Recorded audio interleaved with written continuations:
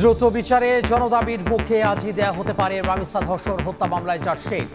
আদালতে অভিযুক্ত সোহেল রানা ও তার স্ত্রী 5 থেকে 7 দিনে বিচার কাজ শেষ করার আশ্বাস। দ্রুত সময়ের মধ্যে এবং বিচারিক প্রক্রিয়ার সবগুলো ধাপ মেনটেন করেই এই মামলার ন্যায় বিচার করা সম্ভব। একটা স্পেশালাইজড আপিল কোর্ট এই বিষয়ের উপর রিগার্ডিং দিস ইস্যু অনলি তারা ইম্পোজ করতে পারে।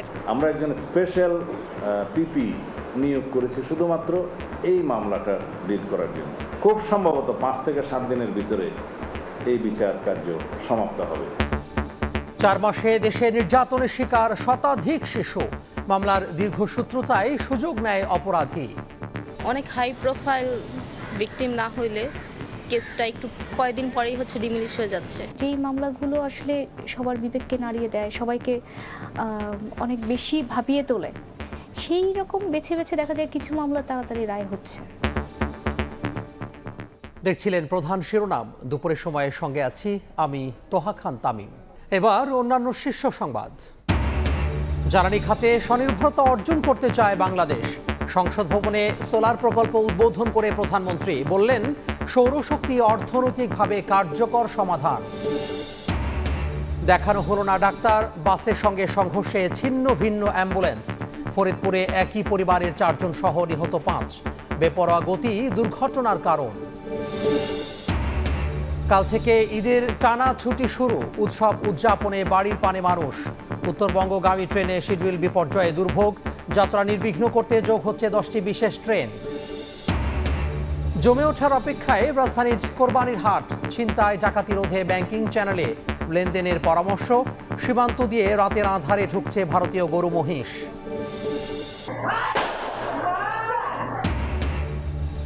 কক্সবাজার আদালত প্রাঙ্গণে বিএনপি নেতা লিয়াকত আলীকে লক্ষ্য করে গুলি, আহত 1। হামলা চালিয়ে পালানোর সময় আটক 2।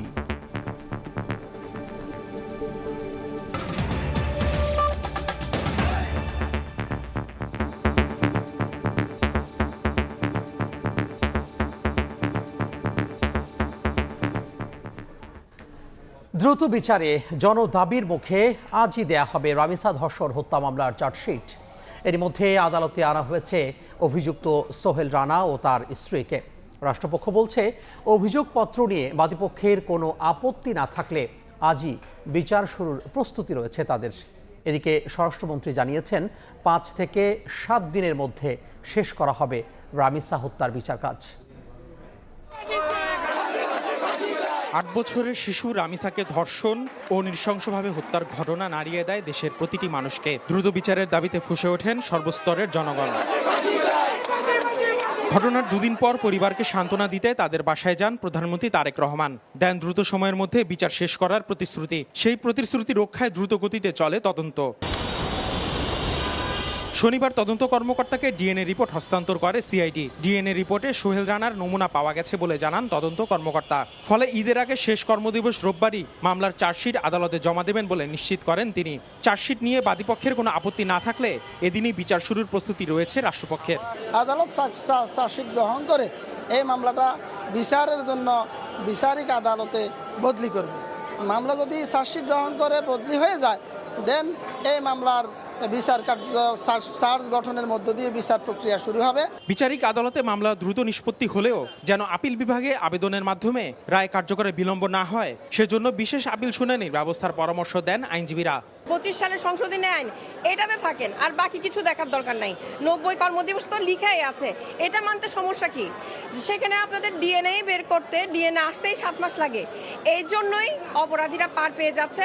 এদিকে সচিবালয় স্বরাষ্ট্রমন্ত্রী জানান, 5 থেকে 7 দিনের মধ্যে শেষ করা হবে রামিসা হত্যার বিচার কাজ। এর মধ্যে ছুটিতে যাবে, আপনারা অনেকে জানেন, কিন্তু এই বিশেষ আদালতটা ছুটি মাননীয় চিফ জাস্টিস বাতিল করার চিন্তা করছেন। এখনো হয়েছে কিনা আমি জানি না, এটা আইন মন্ত্রণালয় ডিল করছে। আমরা একজন স্পেশাল পিপি নিয়োগ করেছি শুধুমাত্র এই মামলাটা ডিল করার জন্য। সব কিছু বিবেচনায় আমরা আশা করছি যে আজকের মধ্যে তো চার্জশিট প্রদান করা হবেই। খুব সম্ভবত 5 থেকে 7 দিনের ভিতরে এই বিচার কার্য সমাপ্ত হবে। গেল 19 মে রাজধানীর পল্লবীর বাসায় রামিসার খণ্ডিত মরদেহ উদ্ধার করে পুলিশ। পরে প্রতিবেশী সোহেল রানা ও তার স্ত্রী স্বপ্নাকে গ্রেফতার করলে আদালতে তারা দায় স্বীকার করে জবানবন্দি দেন। আসিফ মোহাম্মদ সিয়াম, সময় সংবাদ, ঢাকা। এই মুহূর্তে ঢাকার সিএমএম আদালতের প্রাঙ্গণে আছেন রিপোর্টার আসিফ মোহাম্মদ সিয়াম। আমরা সরাসরি যুক্ত হব তার সঙ্গে। আসিফ, দ্বিতীয় শ্রেণীর শিক্ষার্থী রামিসা হত্যা এবং তাকে ধর্ষণ করে যে হত্যার যে মামলার আজকে চার্জশিট জমা দেওয়ার কথা রয়েছে, কিন্তু এখন পর্যন্ত আমরা প্রসিকিউশন বিভাগের সাথে কথা বলে যতটুকু জানতে পেরেছি এখন পর্যন্ত তারা এই চার্জশিটটি তারা হাতে পাননি। তবে মামলার তদন্ত কর্মকর্তা নিশ্চিত করেছেন যে আজকের মধ্যেই তিনি এই চার্জশিট এনে জমা দিবেন এবং এই মামলার জন্য যে বিশেষভাবে রাষ্ট্রপক্ষের আইনজীবী নিয়োগ দেওয়া হয়েছে আজিজুর রহমান দুলু, তিনি আমাদেরকে জানিয়েছেন যে চার্জশিট আজকে হাতে পেলেই যেন আজই বিচার শুরু হয়, অর্থাৎ চার্জ গঠন শুনানি যেন আজই সম্পন্ন হয়, সেই প্রেক্ষিতে যাবতীয় সকল ধরনের প্রস্তুতি তিনি নিয়ে রেখেছেন এবং আজ চার্জশিট জমা পড়লে এই মামলা দ্রুত নিষ্পত্তির জন্য নারী ও শিশু নির্যাতন দমন ট্রাইব্যুনালে এই মামলা নেয়ার হস্তান্তরের কথা রয়েছে। তো এখন পর্যন্ত আমরা যতটুকু জানতে পেরেছি যে গতকাল সিআইডি এই মামলার ডিএনএ রিপোর্ট মামলার তদন্ত কর্মকর্তার হাতে জমা দেন এবং সেই ডিএনএ রিপোর্টেও আসামি সোহেল রানার বিরুদ্ধে প্রমাণ পাওয়া গিয়েছে এবং এর আগেও আসামি সোহেল রানা আদালতে 164 ধারায় দায় স্বীকার করে জবানবন্দি দিয়েছেন। রাষ্ট্রপক্ষের আইনজীবীরা বলছেন যে যেহেতু আসামি তার দায় স্বীকার করে তা জবানবন্দি দিয়েছেন, দায় স্বীকার করেছেন, সেহেতু এই দ্রুত নিষ্পত্তি বাধা নেই বলে তাদের মন্তব্য। তো রামিসা হত্যা মামলার চার্জশিট নিয়ে এই ছিল আমার কাছে সর্বশেষ। সহকর্মী আসিফ মোহাম্মদ সিয়াম যুক্ত হয়েছিলেন সিএমএম আদালত প্রাঙ্গণ থেকে। একের পর এক নির্যাতনের ঘটনা সামনে আসছে, কিন্তু বিচার পৌঁছাচ্ছে না ভুক্তভোগীদের দরজায়। দীর্ঘসূত্রতা, ঝুলে থাকা মামলা আর ধীরগতির বিচার প্রক্রিয়া যেন অপরাধীদের জন্য তৈরি করছে নীরব প্রশ্রয়। ধীরে ধীরে সাধারণ মানুষের মাঝেও আস্থার সংকট তৈরি হচ্ছে বিচার বিভাগের ওপর। ফাহারিয়া ফারুকের রিপোর্ট, ছবি তুলেছেন সাইফুল ইসলাম। যে বয়স প্রজাপতির ডানায় ভর করে ছুটে বেড়ানোর, রঙিন শৈশব নিয়ে পৃথিবীটাকে আবিষ্কার করার, সে ফুল ফোটার আগেই কেড়ে নিল অমানুষদের হিংস্র থাবা। রামিসা, আসিয়া, মুনতাহা, লামিয়ারা ছিল সম্ভাবনার সেসব ফুল। মানুষরূপী হায়েনার থাবায় অঙ্কুরেই যাদের হয়েছে জীবনের ইতি। ধীরে ধীরে কমে আসে প্রতিবাদের স্রোত। একটার পর একটা ঘটনায় বিস্মৃতির অতলে হারিয়ে যায় আগের নির্মমতার গল্প। আইন ও সালিশ কেন্দ্রের তথ্য বলছে, গত 4 মাসে দেশের অন্তত 118 শিশু ধর্ষণের শিকার। এদের প্রত্যেকের বয়স 7 থেকে 12 বছরের মধ্যে। 2025 সালে ধর্ষণের শিকার 323 শিশু, যাদেরও বয়স 4 থেকে 18 বছর। নারী ও শিশু নির্যাতন প্রতিরোধ আইন 2000 অনুযায়ী 180 কার্যদিবসের মধ্যে মামলা নিষ্পত্তির বিধান থাকলেও বাস্তবে একটি মামলা শেষ হতে গড়ে সময় লাগে 3 বছর 7 মাস। যদি আমার রাস্তায় কিছু একটা হয়, তখন আমি বিচার বিভাগের কাছে কি চাইবো? বিচার কি আদৌ কি হবে? অনেক হাই প্রোফাইল ভিকটিম না হইলে কেসটা একটু কয়েকদিন পরেই ডিমিলিশ হয়ে যাচ্ছে। দেশের মানুষ বা যারা মানে সরকারে আছেন বা যারা দায়িত্বে আছেন, তাদের উপর আসলে ভরসার জায়গাটা আসলে নেই বলা যায়। বিশেষজ্ঞরা বলছেন, মামলা সংখ্যার অনুপাতে বিচারক সংখ্যার ঘাটতিতে চাপ সামাল দিতে পারছে না দেশের বিচার বিভাগ। যখন একজন আসামি আপিল করে হাইকোর্টে, তখন কিন্তু নিম্ন আদালতের যে রায়টা সেটা স্টে হয়ে থাকে। কারণ একজনকে যদি আপনি মৃত্যুদণ্ড দেন, পরে যদি আপিলে দেখা যায় যে সে মৃত্যুদণ্ড পাবে না, আপনি তো তাকে আবার ফেরত নিয়ে আসতে পারবেন না। অভিযোগের ভিত্তিতেই সাথে সাথে সাজা কার্যকর করার যেই ডিমান্ড আসতেছে, এই ডিমান্ডটা আসলে আসতেছে ফ্রাস্ট্রেশন থেকে, কিন্তু এটা বাস্তবসম্মত না। যেই মামলাগুলো আসলে সবার বিবেককে নাড়িয়ে দেয়, সবাইকে অনেক বেশি ভাবিয়ে তোলে, সেই রকম বেছে বেছে দেখা যায় কিছু মামলা তাড়াতাড়ি রায় হচ্ছে। হ্যাঁ, কিন্তু আসলে তারা তো ভিকটিম, অন্যরা যে ভিকটিম না তা তো না। ন্যায় বিচার কোনো বিশেষ দয়া নয়, এটি প্রতিটি নাগরিকের অধিকার, আর সেই অধিকার নিশ্চিত করা বিচার বিভাগেরই দায়িত্ব। আইনের বেড়াজালে আটকে থাকা বিচারহীনতার এই সংস্কৃতি অপরাধীদের করে তুলছে আরও সাহসী। আজ যদি এই 118 জন শিশুর দ্রুত বিচার নিশ্চিত না হয়, তবে আগামীর বাংলাদেশের বিচার বিভাগের উপর কতটুকু আস্থা রাখবে দেশের জনগণ, সে প্রশ্ন আজ সবার। ফারিয়া ফারুকি, সময় সংবাদ, ঢাকা। বান্দরবনে 5 বছরের শিশুকে ধর্ষণের দায়ে অভিযুক্তকে আটক করেছে বিক্ষুব্ধ জনতা। সকালে থানচির নতুনপাড়া এলাকা থেকে অভিযুক্ত বিজয় বড়ুয়াকে আটক করা হয়। এর আগে শনিবার সন্ধ্যায় ত্রিপুরা সম্প্রদায়ের শিশুটিকে খাবারের প্রলোভন দেখিয়ে ধর্ষণ করে বিজয়। অসুস্থ অবস্থায় নিজের বাসায় গিয়ে পরিবারকে জানালে স্থানীয় হাসপাতালে ভর্তি করা হয় তাকে।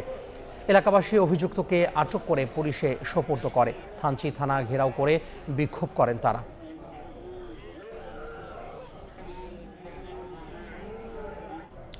অন্য প্রসঙ্গ, জ্বালানি খাতে স্বনির্ভরতা অর্জন করতে চায় বাংলাদেশ। পরিচ্ছন্ন জ্বালানি, সবুজ অর্থনীতি ও আত্মনির্ভরশীল শক্তি ব্যবস্থার পথে দেশ এগিয়ে যাচ্ছে মন্তব্য করে প্রধানমন্ত্রী তারেক রহমান বলেন। সকালে জাতীয় সংসদ ভবনের ছাদে সৌর বিদ্যুৎ প্রকল্প উদ্বোধনের পরে মন্তব্য করেন তিনি। প্রধানমন্ত্রী বলেন, জলবায়ুর পরিবর্তনের কষাঘাতে জর্জরিত বাংলাদেশ, তাই পরিবেশ বান্ধব জ্বালানির বিকল্প নেই। পরে সংসদে নবায়নযোগ্য জ্বালানি ব্যবস্থাপনা নিয়ে বৈঠক শেষে চিফ হুইপ জানান, বিদ্যুতে স্বাবলম্বী হতে নবায়নযোগ্য জ্বালানির দিকে ঝুঁকছে সরকার। এরই পদক্ষেপ হিসেবে সংসদ ভবনে সোলার প্যানেল স্থাপন করা হয়েছে। ধীরে ধীরে জেলা উপজেলা পর্যায়ে সরকারি ভবনেও সোলার প্যানেল বসানো হবে।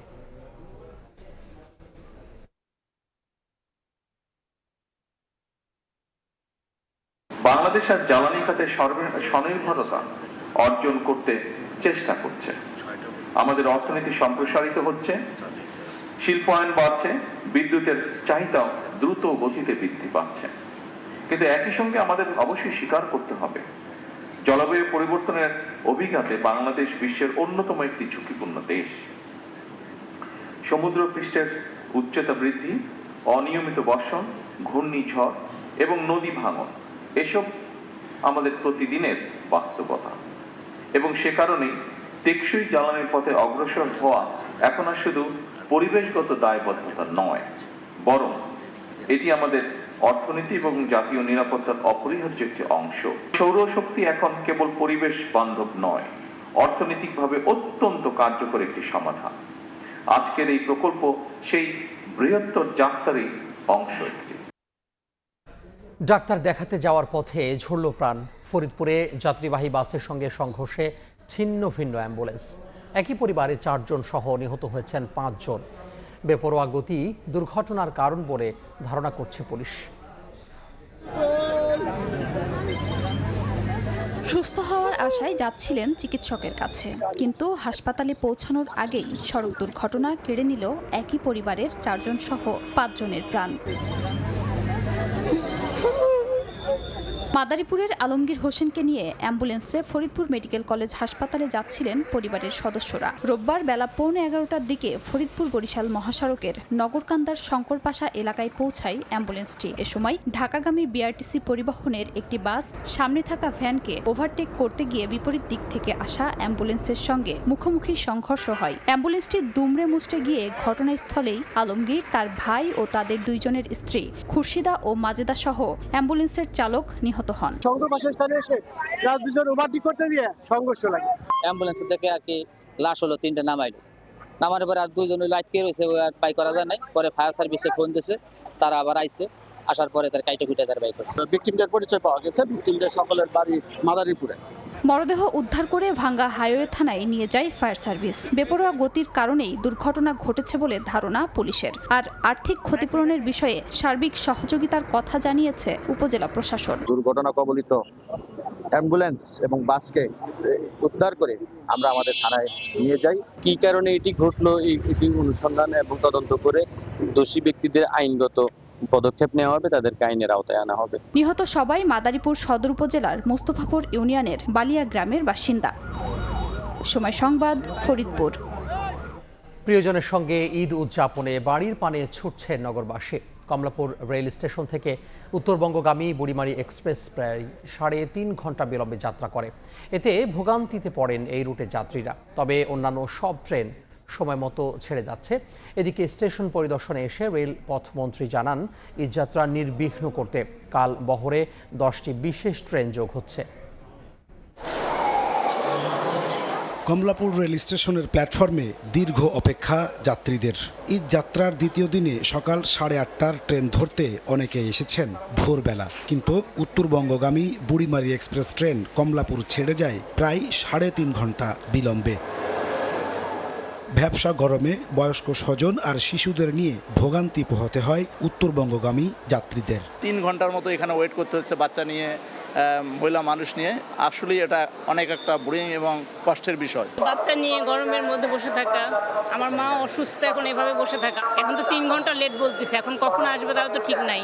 তবে অন্যান্য সব ট্রেন সময়সূচি মেনেই ঢাকা ছাড়ে। পূর্বাঞ্চলের তুলনায় পশ্চিমাঞ্চলের ট্রেনে যাত্রী চাপ কিছুটা বাড়লেও ছিল না অতিরিক্ত ভিড়। এতে স্বস্তির কথা জানান ঘরমুখো মানুষ। আমি অনেক বেশি মানুষ এক্সপেক্ট করেছিলাম, বেশি ভিড় এক্সপেক্ট করেছি, কিন্তু অনেক কম মানুষজন। তেমন ভিড় নেই, ভালোভাবেই যেতে পারছি। তেমন গাদাগাদি নাই এবং মোটামুটি নিট অ্যান্ড ক্লিন আছে। জার্নিটাই আমরা একটু কমফোর্টেবল ফিল করছি আর কি। এদিকে কমলাপুর স্টেশন পরিদর্শনে এসে সড়ক পরিবহন ও রেলমন্ত্রী জানান ঈদ যাত্রা নির্বিঘ্ন করতে বহরে 10টি বিশেষ ট্রেন যোগ হচ্ছে। যে সমস্ত জায়গায় ঝুঁকি আছে, দুর্ঘটনা ঘটতে পারে, ডিরেল হয়ে যেতে পারে, সেই সব জায়গা চিহ্নিত করে এবার আমরা বিশেষ ব্যবস্থা ঈদের আগে নিয়েছি। এটা চলমান আছে এবং সবসময় সতর্ক আমরা আছি। আশা করছি কোনো বড় বিপর্যয় ইনশাল্লাহ হবে না। এদিকে বাসেও বেড়েছে যাত্রী চাপ। সায়দাবাদ বাস টার্মিনাল ঘুরে দেখা যায় ঈদ উপলক্ষে ঘরমুখো মানুষের ভিড় বাড়লেও ভোগান্তি ছাড়া অনেকটা নির্বিঘ্নেই রাজধানী ছাড়ছে নগরবাসী। পরিবারের সাথে ঈদ করব, পরিবারের সাথে দেখা হবে, এটা সত্যি মানে এটা বলে বোঝানো যাবে না যে এটা কতটা ভালো লাগা। যাত্রী চাপ প্রতিবারের তুলনায় কম, এর থেকেও বেশি থাকে প্রতিবার। ঈদুল আজহা উপলক্ষে সড়কে বাড়তি চাপ কমাতে 25 মে থেকে 27 মে পর্যন্ত ধাপে ধাপে পোশাক কারখানা ছুটি দেওয়া হবে বলে জানিয়েছে বিজিএমইএ। নাজমুস সালেহী, সময় সংবাদ, ঢাকা। কোরবানির পশুবাহী গাড়ি রাজধানীমুখী হওয়া এবং ঘরমুখো মানুষের বাড়ি ফেরা দুয়ে মিলে ঈদুল আজহায় তৈরি হতে যাচ্ছে বাড়তি চাপ। সড়ক রেলপথে এ চাপ সামাল দেয়া চ্যালেঞ্জিং বলে মনে করছেন বিশেষজ্ঞরা। তবে যে কোনো পরিস্থিতিতে নিরাপত্তা নিশ্চিতে প্রস্তুত থাকার কথা জানায় আইন শৃঙ্খলা বাহিনী। খলিল রহমানের ছবিতে মাহাদ ইসলাম ধ্রুব রিপোর্ট।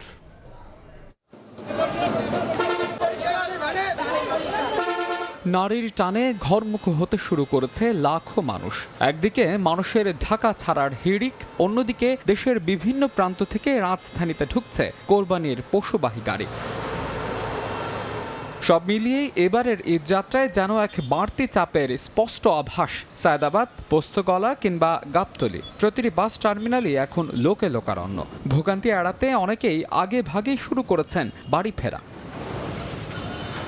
তবে বরাবরের মতোই সাধারণ যাত্রীদের মনে ভর করেছে শঙ্কা। মহাসড়কের কিছু অংশের ধীরগতির উন্নয়ন কাজ এবং ফিটনেসবিহীন গাড়ির কারণে ঈদ যাত্রা যেন শেষ পর্যন্ত বিষাদে রূপ না নেয় সেই দাবি সাধারণ মানুষের। শৃঙ্খলা দরকার, আমাদের নিরাপত্তা নাই। ওই সমস্ত লাইনে ভাঙার পরেই যত অ্যাক্সিডেন্ট সব এই ভাঙার পরেই হয়। ঈদের সময় বাড়তি যাত্রী নেই, সেইগুলো একটু যদি নিয়ন্ত্রণ করতো তাইলে ভালো হতো। ভাড়া হলো 600 টাকা করে, আজকে দেখতেছি 700-800 টাকা দালালে বলতেছে। তো কাউন্টারে যাওয়ার পরে দেখি কি সেম।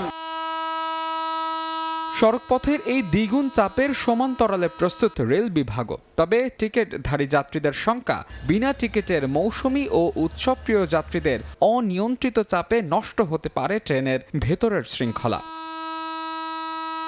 যোগাযোগ বিশেষজ্ঞদের মতে এবারের ঈদের ছুটি কম থাকায় অল্প সময়ে বিপুল মানুষের ঢাকা ছাড়ার এই চাপ সামলানো বেশ চ্যালেঞ্জিং। উৎসব ঘিরে গণপরিবহন ব্যবস্থাপনাকে ঢেলে সাজাতে 4 পরামর্শ তাদের। ঢাকা থেকে বের হওয়ার যেমন জোয়ার আছে, ঢাকামুখীও কিন্তু একটা জোয়ার থাকবে। গণপরিবহনের যে একটা সংকট, সেই সংকটটা কিন্তু এখনও রয়ে গেছে। সরকারি, বেসরকারি, আধা সরকারি, স্বায়ত্তশাসিত যে প্রতিষ্ঠানগুলি আছে, অনেকেরই পরিবহন পুলে কিন্তু গণপরিবহন বাস আছে। এই বাসগুলো আসলে কিভাবে ব্যবহার করা যায় সেটা কিন্তু পরিকল্পনার মধ্যে ভাবতে হবে। উৎসব, পালাপার্বণ বা ঈদের সময় যে একটা অতিরিক্ত চাপ আসা, সেই সময় আমরা চাইলেও আশেপাশের দেশ থেকে তাদের যে ইঞ্জিন এবং কোচগুলি আছে সেটা সাময়িক সময়ের জন্য আমরা কিন্তু এটা রেন্ট করে আনতে পারি। শুধু মানুষের নির্বিঘ্ন ঈদযাত্রা নয়, রেখে যাওয়া বাসা ও ফ্ল্যাটের নিরাপত্তার নিশ্চয়তা চান নগরবাসী। তাই তো নগরবাসীকে সচেতন থাকার আহ্বান পুলিশের এই কর্মকর্তার। ম্যাক্সিমাম এলাকায় কিন্তু এখন সিসি ক্যামেরা আছে, তো তাদের সিসি ক্যামেরাগুলি ঠিকমতো কাজ করছে কিনা, মানে এগুলি ঠিক আছে কিনা, এগুলি একটু চেক করে যাওয়া, সেগুলি একটু সচল রেখে যাওয়া। সব প্রস্তুতি আর আশ্বাসের আসল পরীক্ষা শুরু হবে ঈদ যাত্রা পুরো দমে জমে ওঠার পর। ঘরমুখো মানুষের এই উৎসবের যাত্রা যেন ভোগান্তির না হয়ে পরম আনন্দের হয়, এমনটাই প্রত্যাশা সবার। সাধারণ মানুষের প্রত্যাশা প্রতিশ্রুতির ফুলঝুরি নয়, স্বস্তির ঈদযাত্রা নিশ্চিত হোক মাঠ পর্যায়ের সঠিক ব্যবস্থাপনায়। মাহাদ ইসলাম ধ্রুব, সময় সংবাদ। জমে ওঠার অপেক্ষায় রাজধানীর কোরবানির হাট, তবে জমজমাট ঢাকার বাইরে বিভিন্ন অঞ্চলের পশুর হাট। এই মুহূর্তে উত্তরা দিয়াবাড়িয়া হাটে আছেন সহকর্মী তোফাজ্জল হোসাইন এবং রাজশাহী সিটি হাটে আছেন সহকর্মী সাইফুর রহমান রকি। আমরা সরাসরি শুরুতেই যাব তোফাজ্জলের কাছে। আজ থেকে আনুষ্ঠানিকভাবে শুরু হয়েছে কোরবানির ঈদের যে পশুর বিক্রির যে হাট, সেই হাটের বিক্রি কার্যক্রম আজ থেকে আনুষ্ঠানিকভাবে শুরু হচ্ছে। কিন্তু কিছু হাটে গত কয়েকদিন ধরেই ছোট আকারে সীমিত আকারে বেচা বিক্রি হচ্ছে। সেই ছোট আকারে বিক্রি হওয়া সেই হাটগুলোর মধ্যে রয়েছে রাজধানীর দিয়াবাড়ির যে পশুর হাট, সেই পশুর হাটটি রয়েছে। এখানে আমরা দেখতে পাচ্ছি যে শত শত গরু দেশের বিভিন্ন স্থান থেকে ব্যাপারীরা নিয়ে এসেছেন। কেউ 8টি 10টি 25টি 50টি পর্যন্ত গরু কেউ কেউ নিয়ে এসেছেন, বা এর বেশিও কেউ কেউ নিয়ে এসেছেন। আমরা তাদের সাথে কথা বলে জানতে পেরেছি যে তারা দাম পাওয়ার বিষয়ে খুবই আশাবাদী এবং তারা গরু বিক্রি করতেও পারছেন। তবে সেটি দিনের বেলাতে প্রচণ্ড গরমের কারণে মানুষ আসছে কম, কিন্তু রাতের বেলাতে মানুষের আনাগোনা একটু বাড়ে। সন্ধ্যার দিকে মানুষের আনাগোনা ভিড় বাড়ে পছন্দের গরু কেনার জন্য। এছাড়া রাজধানীতে আমরা জানতে পেরেছি যে সিটি কর্পোরেশন থেকে 27টি স্থানে পশুর হাট বসানোর অনুমতি দেওয়া হয়েছে। এছাড়াও রয়েছে কিছু অস্থায়ী পশুর হাট। সেই সবগুলো হাটেই কিন্তু আজকে অফিসিয়ালি গরু বিক্রি শুরু হয়েছে এবং এই গরু বিক্রির হাটে শৃঙ্খলা বজায় রাখা এবং গরু আসার ক্ষেত্রে যে শৃঙ্খলার প্রয়োজন, সেই শৃঙ্খলার ক্ষেত্রে দেখা গেছে যে 100 জন ম্যাজিস্ট্রেট রয়েছে। আমাদের সঙ্গে এখন যুক্ত হবেন রাজশাহী সিটি হাট থেকে সাইফুল ইসলাম রকি। আমরা সরাসরি চলেছি তার কাছে। উত্তরবঙ্গের মধ্যে সবচেয়ে বড় কোরবানির পশুর হাট বলা হয় রাজশাহীর সিটি হাটকে। সেই সিটি হাট আজ কিন্তু আপনারা জানেন যে রোববার, এবং এটি কিন্তু জমজমাট হয়ে উঠেছে। বিশেষ করে আমরা যে প্রবেশ পথ, ঠিক সেই প্রবেশ পথ থেকে শুরু করে একেবারে হাটের শেষ পর্যন্ত শুধু আজকে গরু আর মহিষের ঠাসা। আজকে প্রায় 5000-এরও অধিক কোরবানির পশু হাটে উঠেছে, এমনটাই বলছেন হাট ইজারাদাররা। আশপাশ থেকে খামারিরা তাদের কোরবানির পশু নিয়ে কিন্তু সকাল থেকে হাটে আসতে শুরু করেছে। দুপুর নাগাদ হাট পুরো জমজমাট হয়ে গেছে, বেচা কেনাও বেশ জমজমাট। তবে সকাল থেকে দুপুর পর্যন্ত বিক্রেতারা কিন্তু দাম বেশি হাঁকাচ্ছেন, এমনটাই আসলে ক্রেতারা বলছেন। তবে এই দাম আসলে বিকেল নাগাদ আরও কিছুটা পড়বে। অনেক ক্রেতা আসলে ঘুরে ঘুরে দেখছেন এবং সেটির অপেক্ষায় আসলে তারা করছেন। আপনাদেরকে জানিয়ে রাখি, রাজশাহীতে এবার 4,63,011টি কোরবানির পশু এখানে কিন্তু লালন পালন করা হয়েছে। এর মধ্যে কিন্তু 3,71,000 কোরবানির পশুর চাহিদা রয়েছে। এর মধ্যে 91,000 কোরবানির পশু এখানে উদ্বৃত্ত আছে, যেগুলো কিন্তু এই উদ্বৃত্ত কোরবানির পশুই যাচ্ছে দেশের বিভিন্ন প্রান্তে ব্যাপারীদের হাত ঘুরে। আপনারা দেখছেন পুরো হাট জুড়ে কিন্তু শুধু কোরবানির পশু দেখা যাচ্ছে। ক্রেতা বিক্রেতা কিন্তু এখন দামাদামি এবং দর কষাকষির মধ্যে কিন্তু জমজমাট হয়ে গেছে। সব মিলে কিন্তু বিকেল নাগাদ এই বেচা কেনা আরও বেশ জমজমাট হবে বলে তারা প্রত্যাশা করেন। এই ছিল আমার কাছে রাজশাহীর সিটি হাট থেকে সর্বশেষ। কোরবানির পশুর হাটের খবর জানছিলাম সহকর্মীদের কাছ থেকে। যুক্ত হয়েছিলাম রাজশাহী থেকে এবং তারও আগে ঢাকার উত্তরা থেকে। কোরবানির পশুর হাটে হয়রানি রোধে সব ধরনের নিরাপত্তা ব্যবস্থা নেওয়ার কথা জানিয়েছেন র্যাব মহাপরিচালক আহসান হাবিব পলাশ। সকালে রাজধানীর গাবতলী পশুর হাট পরিদর্শন শেষে র্যাব মহাপরিচালক জানান 24 ঘন্টা র্যাবের ওয়াচ টাওয়ারের মাধ্যমে নজরদারির ব্যবস্থা করা হয়েছে। জাল টাকা শনাক্তে বসানো হয়েছে মেশিন। রোবাস্ট পেট্রোলিংয়ের মাধ্যমে কোরবানির পশুর হাটে নজরদারি কথাও জানান মহাপরিচালক।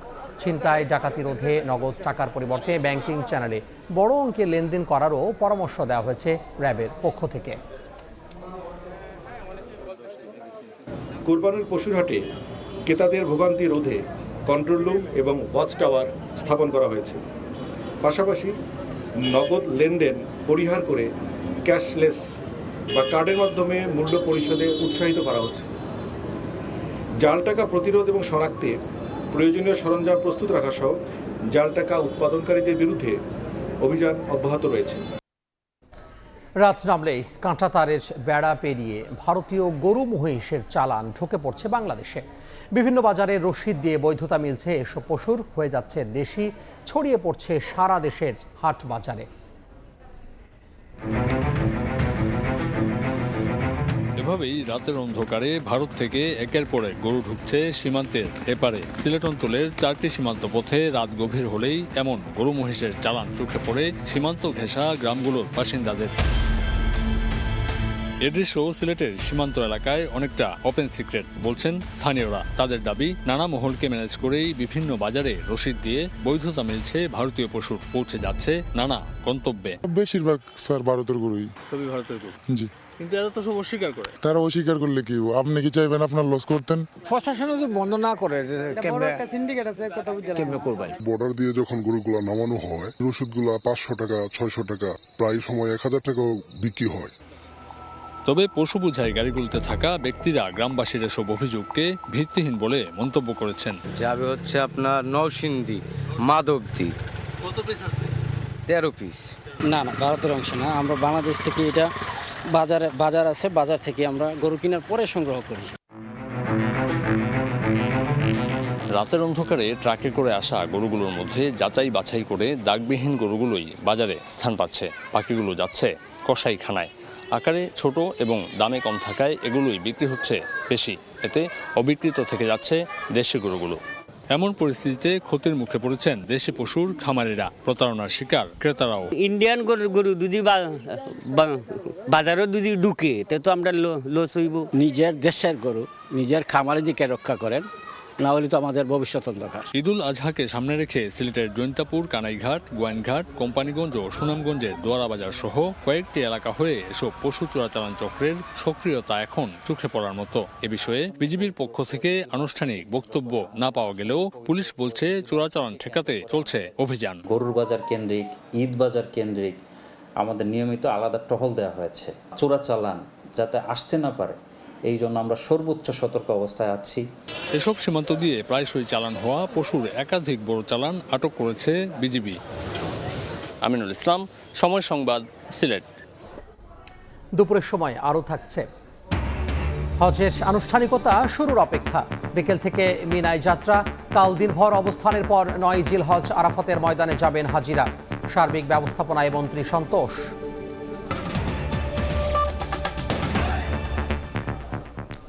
কক্সবাজার আদালত প্রাঙ্গণে বিএনপি নেতা লিয়াকত আলীকে লক্ষ্য করে গুলি ছোঁড়ে দুর্বৃত্তরা। গুলি লক্ষ্যভ্রষ্ট হয়ে তিনি রক্ষা পেলেও আহত হন একজন। হামলা চালিয়ে পালানোর সময় ঘটনাস্থল থেকে 2 জনকে আটক করে পুলিশ। কক্সবাজার জেলা জজ আদালত প্রাঙ্গণ। রোববার বেলা 11:30টার দিকে আদালত চত্বরে হঠাৎ গুলির শব্দ, ছড়িয়ে পড়ে আতঙ্ক ও উত্তেজনা।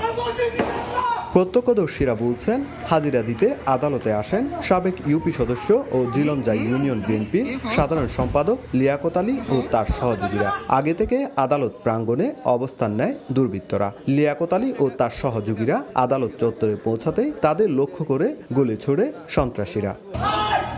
তবে গুলি লক্ষ্যভ্রষ্ট হলে দ্রুত হামলাকারীদের একজনকে ধরে ফেলেন লিয়াকতের লোকজন। এ সময় গুলিবিদ্ধ হন মঈনুদ্দিন নামে এক ব্যক্তি। পরে অন্য দুর্বৃত্তরা গুলি ছুটতে ছুটতে পালিয়ে যাওয়ার চেষ্টা করে। তখন আরও একজনকে ধরে ফেলে পুলিশ। আমি বাইক নিয়ে বাইকে উঠছি, মেম্বার গাড়িতে উঠবে, ওই সময় গুলি করতেছে মেম্বারকে। তারপর আমরা 4-5 জন ছিলাম, আমরা বাইক দাম করে ফেলে ওদেরকে ধরে ফেলছি, একজনকে ধরে ফেলছি বন্দুক সহ। এদিক থেকে একটা ছেলে আইসে লিয়াকত নম্বরের কি গায়ে গুলি ধরছে, গুলি একটা ফায়ার দিয়ে দিছে, ওই এসে সরে গেছে। এদিকে কারা এই হামলার সঙ্গে জড়িত এবং হামলার কারণ খতিয়ে দেখছে আইন শৃঙ্খলা বাহিনী। আমরা তল্লাশি অভিযান অব্যাহত আছে, আমরা 2 জন আটক করছি। এই ব্যাপারে আমাদের তল্লাশি অভিযান অব্যাহত আছে, পরবর্তীতে বিস্তারিত জানা যাবে। আদালত প্রাঙ্গণে প্রকাশ্যে গুলিবর্ষণের ঘটনায় সাধারণ মানুষ, আইনজীবী ও বিচার প্রার্থীদের মাঝে আতঙ্ক ছড়িয়ে পড়ে। এই মুহূর্তে এই নিরাপত্তা নিশ্চিত করা যথোপযুক্ত বা সময়ের দাবি আমাদের, এবং আরও অধিক নিরাপত্তা নিশ্চিত করা উচিত। এখানে গুলিবিদ্ধ মঈনুদ্দিনকে আশঙ্কাজনক অবস্থায় উন্নত চিকিৎসার জন্য পাঠানো হয়েছে চট্টগ্রামে। সুজাউদ্দিন রুবেল, সময় সংবাদ, কক্সবাজার। ট্রাইব্যুনালে জুলাই অভ্যুত্থানের মানবতা বিরোধী অপরাধ সহ গুম, খুন, অপহরণের সঙ্গে যাদের নামই আসবে তাদের বিরুদ্ধেই তদন্ত হবে বলে জানিয়েছেন চিফ প্রসিকিউটর। তবে নিরপরাধ কাউকেই হয়রানি করা হবে না। এছাড়া ট্রাইব্যুনালে মামলা চলমান থাকা অবস্থায় অ্যামনেস্টি ইন্টারন্যাশনালের কোনো মন্তব্য করা ঠিক নয় বলেও জানান তিনি। 24 জুলাই আগস্টে ছাত্র জনতার অভ্যুত্থান দমনে হত্যাযজ্ঞ চালায় শেখ হাসিনা সরকার। আন্তর্জাতিক অপরাধ ট্রাইব্যুনালে চলছে সেই হত্যাকাণ্ডের বিচার।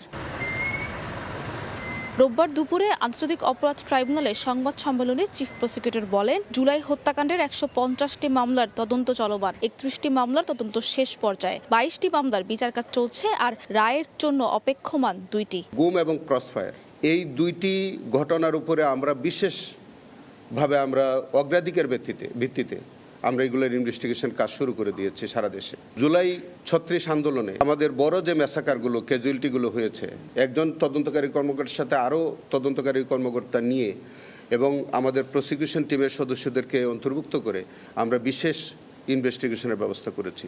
ভুয়া মামলা দিয়ে কাউকে হয়রানি করা হবে না বলেও জানান চিফ প্রসিকিউটর। ট্রাইব্যুনালে বিচারাধীন মামলা নিয়ে অ্যামনেস্টি ইন্টারন্যাশনালের মন্তব্য করা ঠিক নয় বলেও মন্তব্য করেন তিনি। আন্তর্জাতিক অপরাধ ট্রাইব্যুনাল তদন্ত সংস্থার একচ্ছত্র এখতিয়ার, তাদেরকে কাজ করতে দেন। এখন কোনো সংস্থা, সেটা অ্যামনেস্টি হোক, অন্য কোনো হিউম্যান রাইটস অর্গানাইজেশন হোক, কারো এই বিষয়ে এখন হস্তক্ষেপ করা উচিত হবে না। রামিসা ধর্ষণ ও হত্যা মামলা প্রসঙ্গে চিফ প্রসিকিউটর বলেন, মামলাটি যাতে দ্রুত নিষ্পত্তি হয় সে বিষয়ে নজর রাখতে হবে। শুধু শিশু সহিংসতা দমনের জন্য আলাদা বিচার হবে। সাবরিনা মজুমদার, সময় সংবাদ। কমছে না হাম সংক্রমণ। ডিএনসিসি হাসপাতালে ঢাকার বাইরে রোগী বেশি।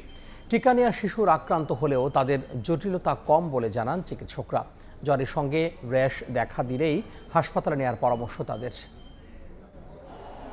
কমছেই না হাম সংক্রমণ।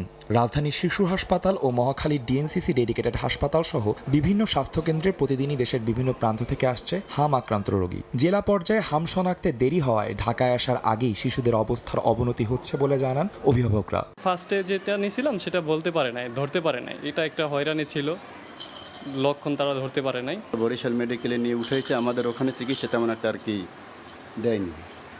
পরে ওখান থেকে আমাদের রেফার করলো ঢাকা মেডিকেলে। ঢাকা মেডিকেলে এসে উঠলাম, ওখান থেকে পাঠাইছে শিশু হাসপাতালে শ্যামলী, সেখানেও আমাদের আর কি রিসিভ করেনি। তারপর ওখান থেকে আবার পাঠাইছে এইখানে। তো বাসটা আমার আর কি রাস্তায় আর কি নরম হয়ে গেছে। টাকা নিয়ে আসার সময় ওর অবস্থা খারাপ, শুধু হামরক ছিল আর জ্বর ছিল অনেক, জ্বর যাইতেছে না, পরে আমরা এখানে ভর্তি করাচ্ছি। ডিএনসিসি হাসপাতালের চিকিৎসক জানান, রাজধানীতে সংক্রমণের হার কমছে। টিকা নেওয়ার পরও যেসব শিশু আক্রান্ত হচ্ছে তাদের জটিলতাও কম বলে জানানো হয়। আগে যে বেশি সংক্রামক অবস্থায় আসতো, কিছুটা সংক্রামক খারাপ জটিলতা কম আসতেছে।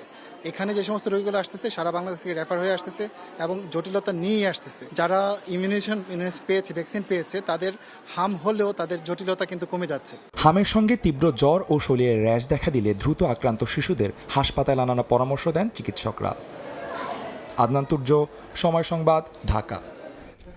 আধুনিক জনসংযোগের জন্য দক্ষতা সম্পন্ন জনবল গড়ে তোলার উপর গুরুত্ব দিয়েছেন তথ্য ও সম্প্রচার মন্ত্রী জহিরুদ্দিন স্বপন। বলেন, বর্তমান যুগের জনসংযোগ ডিজিটাল প্ল্যাটফর্ম ছাড়া সম্ভব নয়। সকালে সচিবালয়ে মতবিনিময় সভায় একথা বলেন তিনি। আধুনিক গণসংযোগের দক্ষতা সম্পন্ন জনবল তৈরি করে ফেলতে পারি। আপনাদেরকে কেন্দ্রবিন্দুতে রেখে যদি আমরা সব জায়গাতে আউটসোর্সিং করে যদি টিম বিল্ড আপ করে ফেলতে পারি, আপনি চিন্তা করতে পারেন কত বড় একটা বিশাল ডিজিটাল ফোর্স তৈরি হবে। চিন্তা করতে পারেন পরিকল্পিতভাবে যে ন্যারেটিভটা আমরা তৈরি করব, সেই ন্যারেটিভটা নিয়ে ডিজিটাল প্ল্যাটফর্মে আমাদের পদচারণা কত অর্গানাইজড পদচারণা হবে। দুপুরের সময় আরও থাকছে, পাকিস্তানের বেলুচিস্তানে সেনাবাহিনী ট্রেনে বোমা বিস্ফোরণ, ২৪ জন নিহত, দায় স্বীকার করেনি কেউ। খাইবার পাখতুনখোয়ায় আলাদা বন্দুকযুদ্ধে ২৫ জনের প্রাণহানি।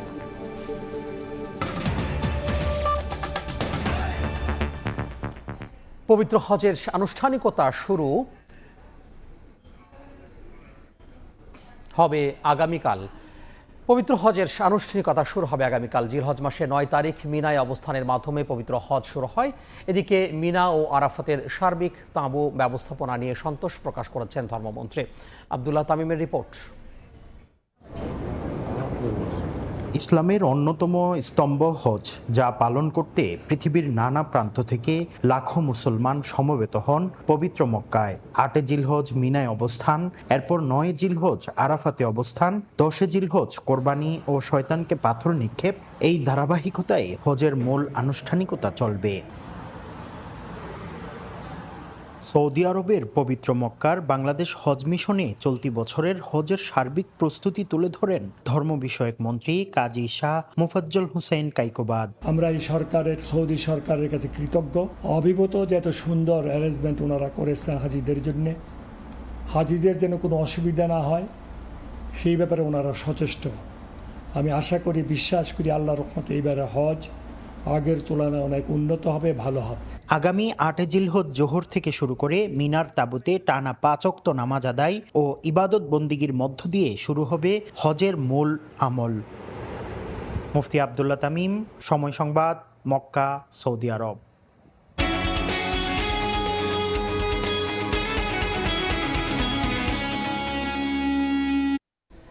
এবার সরাসরি বাজারে সয়াবিন তেল বিক্রি করতে যাচ্ছে টিসিবি।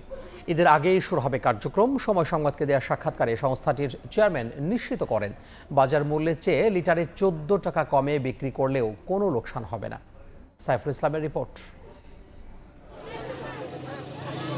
উচ্চ মূল্যস্ফীতির বাজারে ভোক্তাকে স্বস্তি দিতে বারবারই ভর্তুকি মূল্যে চাল, তেল, ডালসহ পণ্য বিক্রি করে আসছে সরকারি বিপণন সংস্থা টিসিবি। তবে তা সবসময় উন্মুক্ত থাকে না সবার জন্য। যদি একটু কম হয়, এটা সাধারণ মানুষ বা যারা ব্যবসায়ী তাদের জন্য আই থিঙ্ক এটা উপকার হবে। টিসিবি কোম্পানি যদি ছাড়ে তো ওই হিসাবে দেখা যায় ওনার উসিলায় দেখা যায় অন্য কোম্পানি কমাইতে পারে। এবার তাই ভোজ্য তেল বিক্রয়কারী বিভিন্ন কর্পোরেট কোম্পানিগুলোর মতোই নিজেরা আমদানি করে সরাসরি বাজারে সয়াবিন তেল বিক্রি করতে যাচ্ছে সংস্থাটি। সময় সংবাদকে দেয়া সাক্ষাৎকারে টিসিবির চেয়ারম্যান জানান, আসছে ঈদের আগেই শুরু হতে চাওয়া এই কার্যক্রমের আওতায় প্রতি লিটার তেলের দাম ধরা হয়েছে 185 টাকা। আমরা এখন হোপফুল যে ঈদের আগে আমরা ছাড়তে পারবো, তেলটা বিক্রি করব। যদি ঈদের আগে না পারি, হয়তো ঈদের পরে ইনশাল্লাহ আমরা খোলা বাজারে তেল বিক্রি করবো। আমরা বাহির থেকে নিয়ে আসি, জায়গায় 200 টাকা, এটা আমরা 185 টাকার প্ল্যান আছে। জানান, টিসিবির এই বিক্রি কার্যক্রমে ধীরে ধীরে এই তালিকায় যুক্ত হবে চিনি, ডাল সহ আরো বেশ কিছু পণ্য। আমাদের প্ল্যান আছে, আমরা আটা দিব, আমরা কিছু মশলা দিব, আমরা ডিটারজেন্ট পাউডার দিচ্ছি। বর্তমানে বাজারে যেখানে 1 লিটার বোতলজাত সয়াবিন তেলের দাম 199 টাকা, সেখানে লিটারে 14 টাকা কমে ভর্তুকি ছাড়া টিসিবির এই বিক্রি কার্যক্রমে মজুতদারি ও সিন্ডিকেটের দৌরাত্ম্য কমবে বলে মনে করেন অর্থনীতিবিদরা। টিসিবি যে উদ্যোগ নিয়েছে সেটা ভালো উদ্যোগ, এবং এতে করে বাজারে যে সিন্ডিকেশন এবং অবৈধভাবে যে দাম বৃদ্ধি করা এবং বিভিন্ন রকম সাপ্লাই ক্রাইসিস তৈরি করা, তো সেখান থেকে আমার মনে হয় যে এটা বের হয়ে আসা একটা সুযোগ তৈরি হলো। বাজার বাস্তবতা বলছে দেশের ভোজ্য তেলের বাজার মোটা দাগে 5টি কোম্পানির দখলে। সাইফুল ইসলাম, সময় সংবাদ। যুক্তরাষ্ট্রে হোয়াইট হাউসের কাছে সিক্রেট সার্ভিসের সদস্যদের সঙ্গে বন্দুকযুদ্ধে এক অস্ত্রধারী নিহত হয়েছে। এ সময় গুলিবিদ্ধ হয়েছেন এক পথচারী। ঘটনার সময় মার্কিন প্রেসিডেন্ট ডোনাল্ড ট্রাম্প হোয়াইট হাউসেই ছিলেন। যুক্তরাষ্ট্রের হোয়াইট হাউসের উত্তর দিকে ভিডিও ধারণ করছিলেন এবিসি নিউজের সাংবাদিক সেলিনা ওয়াং। হঠাৎ গুলির শব্দে আতঙ্কিত হয়ে মাথা নিচু করে ফেলেন তিনি। স্থানীয় সময় শনিবার ওয়াশিংটনের 17তম স্ট্রিট ও পেনসিলভেনিয়ার এভিনিউ সংলগ্ন এলাকায় হোয়াইট হাউসের নিরাপত্তা চৌকির কাছে গোলাগুলির ঘটনা ঘটে। সিক্রেট সার্ভিস জানিয়েছে, এক ব্যক্তি ব্যাগ থেকে অস্ত্র বের করে কর্মকর্তাদের লক্ষ্য করে গুলি চালায়। সঙ্গে সঙ্গে পাল্টা গুলি চালায় নিরাপত্তা বাহিনী। পরে আহত সন্দেহভাজনকে হাসপাতালে নেওয়া হলে মৃত ঘোষণা করেন চিকিৎসক। ঘটনার সময় হোয়াইট হাউস প্রাঙ্গণে থাকা সাংবাদিকরা টানা 15 থেকে 30 রাউন্ড গুলির শব্দ শুনতে পান। মুহূর্তে নিরাপত্তা অ্যালার্ট জারি করে সাংবাদিকদের প্রেস ব্রিফিং রুমে আশ্রয় নিতে বলা হয়। সশস্ত্র সিক্রেট সার্ভিস সদস্যদের পুরো সময় নর্থ লনে অবস্থান নিতে দেখা যায়। প্রায় 40 মিনিট পর তুলে নেওয়া হয় লকডাউন। গুলির ঘটনায় একজন পথচারীও গুলিবিদ্ধ হয়েছেন। তিনি সন্দেহভাজনের গুলিতে নাকি পাল্টা অভিযানের সময় আহত হয়েছেন তা এখনও নিশ্চিত নয়। আইনশৃঙ্খলা বাহিনীর তথ্য অনুযায়ী আহত ব্যক্তির অবস্থা আশঙ্কাজনক। তবে কোনো সিক্রেট সার্ভিস সদস্য আহত হননি বলে জানিয়েছে কর্তৃপক্ষ। হোয়াইট হাউস জানিয়েছে, ঘটনার সময় মার্কিন প্রেসিডেন্ট ডোনাল্ড ট্রাম্প ভবনের ভেতরেই ছিলেন এবং তিনি নিরাপদে আছেন। এফবিআই পরিচালক ক্যাশ প্যাটেল বলেছেন, তদন্তে সহায়তা করছে এফবিআই। মাত্র 1 মাস আগেও হোয়াইট হাউস করেসপন্ডেন্টস ডিনারের সময় গুলির ঘটনার পর নতুন এই হামলা যুক্তরাষ্ট্রের প্রেসিডেন্ট নিরাপত্তা ব্যবস্থা নিয়ে নতুন করে প্রশ্ন তুলছে। মালিহা সুহরওয়ার্দী, সময় সংবাদ। পাকিস্তানের বেলুচিস্তান ও খাইবার পাখতুনখোয়ায় আলাদা হামলায় অন্তত 49 জন নিহত হয়েছেন। বেলুচিস্তানে সেনা সদস্যদের বহনকারী একটি ট্রেনে গাড়ি বোমা বিস্ফোরণে নিহত হন 24 জন। রোববার কোয়েটায় রেল সিগন্যাল পার হওয়ার সময় বিস্ফোরক ভর্তি একটি গাড়ি দিয়ে ট্রেনের বগিতে হামলা চালানো হয়। বিস্ফোরণে অন্তত 3টি বগি লাইনচ্যুত হয়, উল্টে যায় আরও 2টি। আশপাশের কয়েকটি বাড়িও ক্ষতিগ্রস্ত হয়। এছাড়া বেশ কয়েকটি গাড়িতেও আগুন ধরে যায়। নিহতদের মধ্যে বহু সেনা সদস্য রয়েছে বলে জানা গেছে। অন্যদিকে খাইবার পাখতুনখোয়া প্রদেশে নিরাপত্তা বাহিনীর সঙ্গে সশস্ত্র গোষ্ঠীর বন্দুকযুদ্ধে 25 জন নিহত হয়েছেন। আহত হয়েছেন বেশ কয়েকজন। নিহতদের মধ্যে 2 পুলিশ সদস্য ও 2 বেসামরিক নাগরিকও রয়েছেন।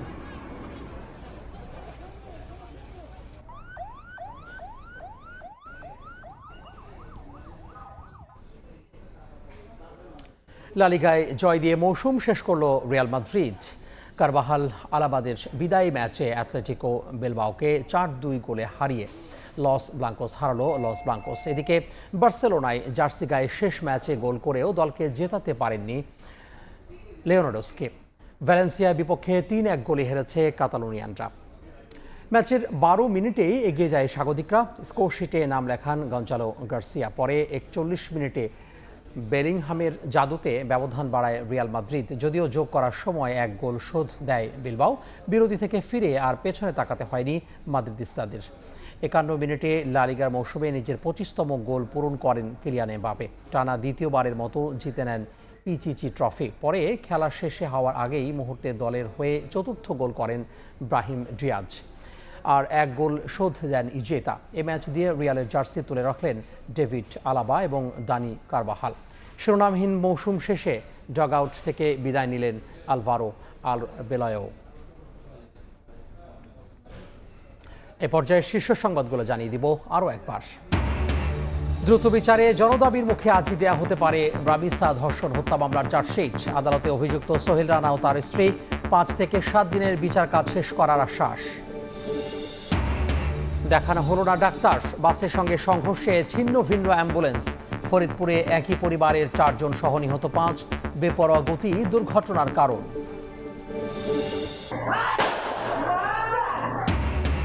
কক্সবাজার আদালত প্রাঙ্গণে বিএনপি নেতা লিয়াকত আলীকে লক্ষ্য করে গুলি, সহযোগী গুলিবিদ্ধ। হামলা চালিয়ে পালানোর সময় আটক 2।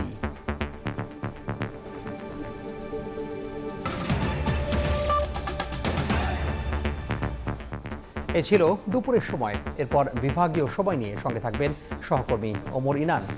তামিম, ধন্যবাদ। বিভাগীয় সময় নিয়ে আসছি কিছুক্ষণ পর, সঙ্গে থাকুন সময়ে।